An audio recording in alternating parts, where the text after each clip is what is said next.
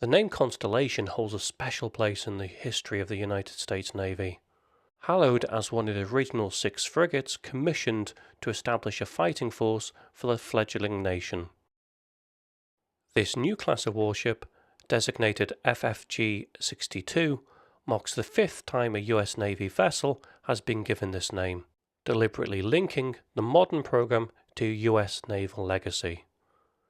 More importantly, it signifies the return of a dedicated frigate program after a significant gap. Since the retirement of the Oliver Hazard Perry class frigates in the early 2010s, the US Navy has lacked a true multi-mission frigate. This left a strategic void that the new Constellation-class is being built to fill. The strategic need for a frigate is both simple and pressing. The US Navy requires more hulls at sea to maintain a credible presence and deter rising global threats, particularly from peer and near-peer adversaries, namely China and Russia. For years, the burden of global presence and a vast array of missions has fallen squarely on the shoulders of the fleet's primary workhorse, the Arleigh Burke class destroyers.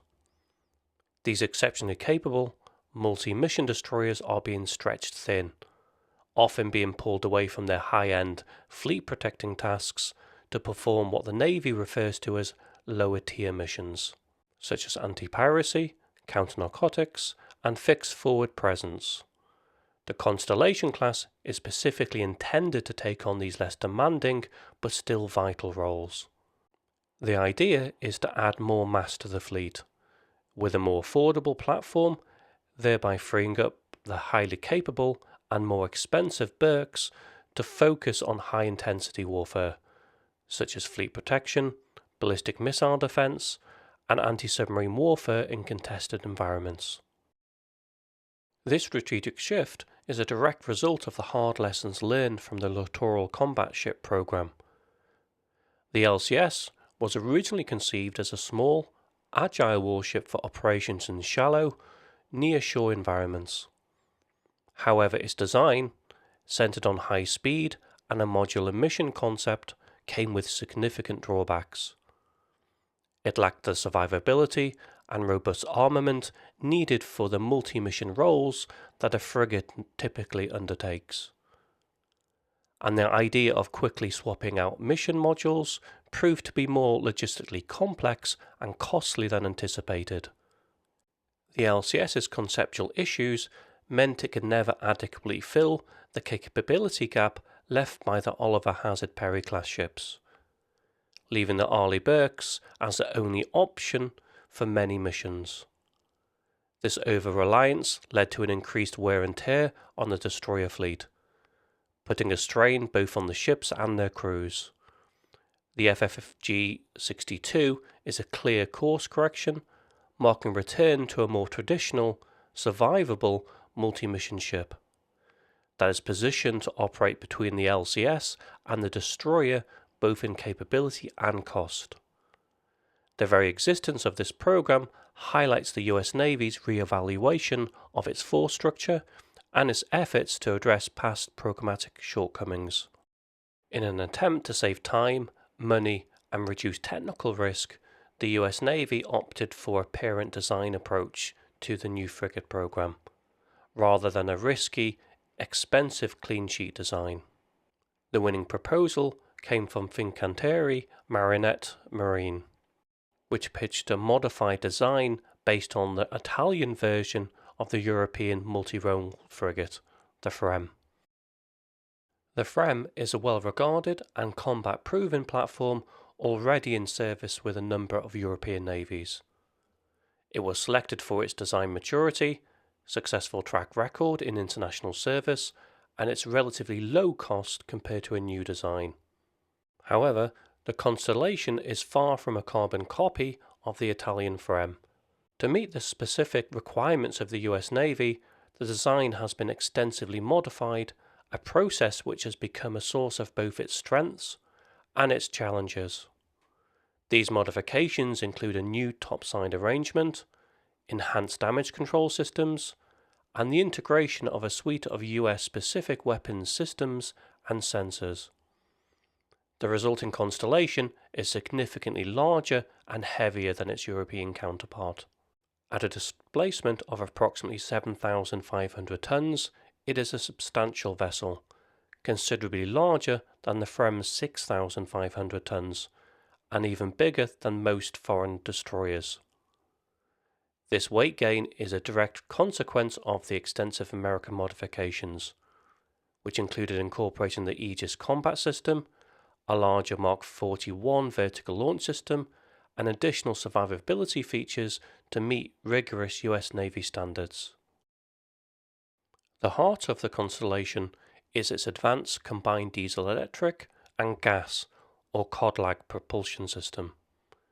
This hybrid system, a first for a US Navy surface combatant, combines a General Electric ML 2500 gas turbine for high-speed sprinting with 2 electric propulsion motors for quiet, fuel-efficient cruising. This allows the ship to achieve a top speed of over 26 knots while providing a decent range of more than 6,000 nautical miles at a more economic speed of 16 knots. Measuring 151.8 meters in length and a displacement of over 7,500 tons, the Constellation is a big platform. It will operate with a lean crew of around 140 personnel, although it can accommodate up to 200, which is a significantly smaller crew than that of an Arleigh Burke class destroyer.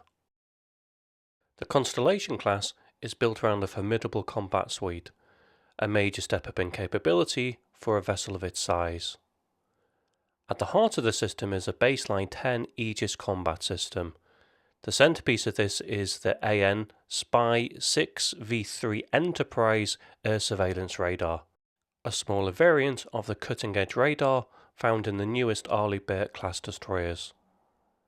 The Spy 6V3 version is capable of tracking cruise and anti-ship missiles. It is not designed to track hypersonic or ballistic threats. For anti-submarine warfare, the ship will be equipped with a state-of-the-art sonar suite, including a Captas 4 towed array sonar. Whilst this sonar is standard in a lot of NATO nations, including Britain, France and Italy, it has not yet been integrated into a US Navy combat system. The ship's primary firepower comes from its 32-cell Mark 41 vertical launch system. The use of a Mark 41 VLS is a key differentiator between the European FREMM, which uses the more limited silver VLS. The Mark 41 is the US Navy's standard launching system, capable of firing a variety of missiles, including the evolved Sea Sparrow missile, ESSM, Block 2 for self-defense, and the standard missile, SM-2, for area air defense. The presence of this standardized VLS is a strategic choice, providing the new frigates with interoperability and flexibility. It can also accommodate other weapons, such as the BGM-109 Tomahawk cruise missile. In addition to its VLS, the Constellation will carry 16 canister-launch anti-ship missiles, likely the Naval strike missile. For close-in defense, the ship features a 21-cell Mark 49 guided missile launching system for the RIM 116 rolling airframe missile, known as RAM, and a BAE Systems 57mm Mark 110 gun. The ship's large hangar can accommodate an MH-60R Seahawk helicopter and an MQ-8C Fire Scout unmanned aircraft, providing organic aviation support. The installation of the Aegis Combat System and Spy 6 radar on the Constellation is a major strategic choice and an acknowledgement of the limitations of the previous LCS classes. The LCS lacked an Aegis system, which limited its utility in a high-threat environment. By contrast, the FFG-62 is a fully networked and capable combatant from the outset. The decision to standardize the VLS with the Mark 41 launcher is also a good decision. It makes the frigate's missile options consistent with the rest of the fleet, and provides future-proofing allowing the integration of new weapons as they become available. This means the Constellations are a more versatile and fully integrated member of the US fleet, designed to operate both independently and as a full member of a carrier strike group or surface action group. Despite the high hopes for the program, the Constellation-class is facing a number of significant challenges that have led to delays and increased costs. Construction of the lead ship, USS Constellation, began in September 2022, and its keel was laid down in April 2024. The initial delivery was planned for 2026, but this has been pushed back by 3 years, with a new expected delivery now set for 2029. The first ship is not expected to achieve initial operating capability until 2030. The program's cost has also been a major point of contention. While the Navy initially estimated a unit cost of around $900 million for subsequent ships after the first, the lead ship's price tag has risen from an initial $1.28 billion to as high as $1.6 billion, according to some estimates from the Congressional Budget Office. The program is now under intense scrutiny from oversight bodies like the Government Accountability Office and Congress. A June 2025 Government Accountability Office report stated, "The lead ship is now delayed by 3 years, and construction has effectively stalled as the Navy and the shipbuilder continue to negotiate crucial technical requirements associated with the ship's design." This has resulted in the Navy reporting the basic and functional design was just 70% complete as of December 2024. Over 2 years after the Navy certified, the design was 88% complete and construction began. A major and widely publicised issue is the ship's significant weight gain. The lead ship is already 750 metric tons overweight, representing a nearly 13% increase from the initial design. This unintended weight growth is a direct consequence of the extensive US Navy modifications to the baseline FREMM design, and critically, the decision to begin construction before the design was fully mature and finalised. The Government Accountability Office report states, as a result of these changes, in part, the frigate now bears little resemblance to the parent design that the Navy touted as built-in risk reduction measures for the program in 2020. Now, in 2025, the ongoing redesign has driven weight growth at levels that exceed available tolerances. Already, the Navy is considering a reduction in the frigate's speed requirement as one potential way, amongst others, to resolve this weight growth. The issue has serious implications for future systems that the class would normally see installed over its lifespan. The Navy initially aimed to keep 85% of the original FREMM design. However, constant requirement changes and the complexity of adapting a foreign design meant that only 15% of the original design remains unchanged. Other challenges include critical workforce shortages at the shipyard and a general underestimation of the difficulties involved in adapting a foreign design to meet unique American requirements. The delays, cost overruns, and weight problems reflect a deeper, systemic problem in the US defense acquisition process, as well as the shipbuilding industry. The delays, in turn, put more pressure on the already stretched Arleigh Burke fleet, exacerbating the very problem the frigates were meant to solve. Across the Atlantic, the Royal Navy has its own frigate programs, comprising the high-end Type 26 and the more general-purpose Type 31. The comparison provides an interesting look at the different approaches to modern warship design. Not that one design is better than the other, but the processes and prices are different. First, let's look at the Type 26. At around 6,900 tons, it's a big frigate, almost the same size as the Constellation. It's specifically designed to be an exceptionally quiet and capable anti-submarine warfare specialist. intended to protect the UK's aircraft carriers and other high-value assets. It will carry a versatile armament, including a 5-inch gun, the Sea Scepter air defence system, and 24 multi-purpose Mark 41 vertical launch system cells.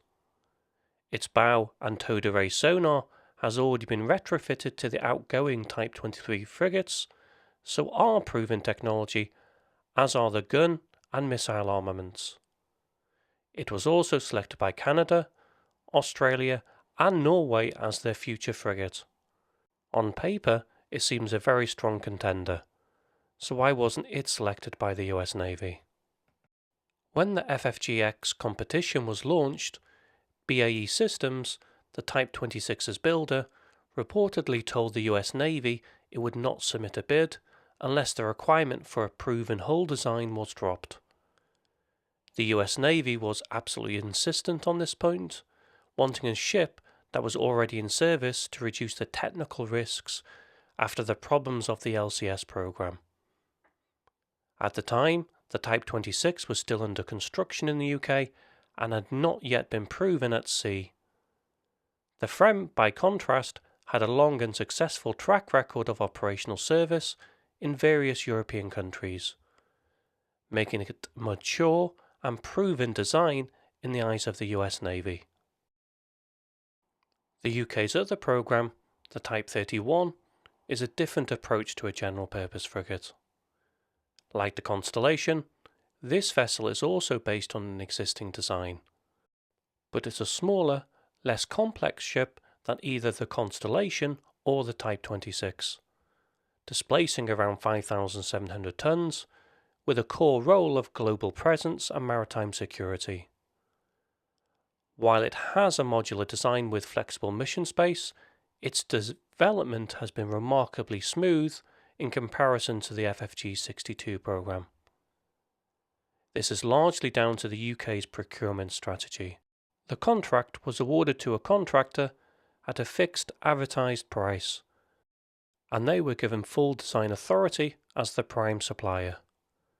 This simplified approach has led to a far more stable process, with the Type 31 moving from contract award to construction in what has been described as a record time and at a record cost for a UK complex warship. This does not mean that the Type 31 is a simple copy of the Iver Huitfeldt class. The Type 31 incorporates modern systems, including extensive automation and survivability enhancements. The costs of these three ships, however, tell a more interesting story. The lead ship of the Constellation class has a procurement cost of roughly $1.4 billion, with follow-on ships budgeted at between $1.1 and $1.2 billion each. The high-end Type 26 frigates come in with a price tag of around £1.31 million per unit for the first batch and £840 million for the second batch, or around $1.1 billion. The more general-purpose Type 31, by contrast, was contracted at a much lower average production cost of £250 million per ship, or $340 million. So for the price of one Constellation class, the UK is building either a specialised ASW platform in the Type 26 or 3 general-purpose Type 31s. The Type 31's smooth development, therefore, highlights the potential pitfalls of the US Navy's approach to adopting a foreign design. After all, the FREMM design has been successfully adapted for use with numerous navies, so the design concept is proven. Despite its struggles and the very public challenges it has faced, the Constellation class remains a vital and crucial component of the US Navy's future fleet plans. It is designed to be a highly capable, survivable, and networked warship that can provide necessary combat-credible forward presence at a lower cost than a destroyer. By taking the vital but less demanding missions of anti-piracy, drug interdiction, and general patrol, it will free up the fleet's most powerful assets for high-intensity, peer-to-peer competition. The FFG-62 is not just a ship. After previous program failures, its success or failure will be a test of the US Navy's ability to effectively manage a large-scale, complex shipbuilding program. The weight gain, cost overruns, and significant delays are not simply technical problems. They are symptomatic of a deeper, recurring issue in the US defense industry. The stakes could not be higher. The question remains, can the Constellation-class overcome its initial hurdles to become the fleet's reliable new backbone? Or will it become yet another casualty of acquisition mismanagement, leaving the US Navy to continue to grapple with strategic force structure that has, for years, been out of balance? The answer will unfold over the coming decade. What approach do you believe the US should have taken with its general purpose frigate design? Thanks for watching.